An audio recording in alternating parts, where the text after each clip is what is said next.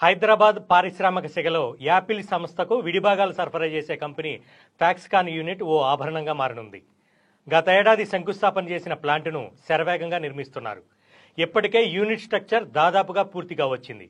మరో 1-2 నెలల్లో ఉత్పత్తి ప్రారంభించే అవకాశాలున్నాయని ఇండస్ట్రీ నిపుణులు అంచనా వేస్తున్నారు. ఫాక్స్కాన్లో నేరుగా 25,000 ఉద్యోగాలు లభించనున్నాయి. పరోక్షంగా మరో 1,00,000 మందికి ఉపాధి లభించనుంది. 3,500 కోట్ల పెట్టుబడిని ఫాక్స్కాన్ పెడుతోంది. మొత్తంగా 4,600 కోట్ల వ్యయంతో ఈ పరిశ్రమను ఏర్పాటు చేస్తున్నారు. రెండో దశలో మిగిలిన పనులను పూర్తి చేయనున్నారు.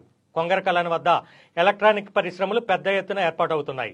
కేన్ సెమికాన్ అనే మరో ఎలక్ట్రానిక్ సంస్థ కూడా ప్లాంటును నిర్మిస్తోంది.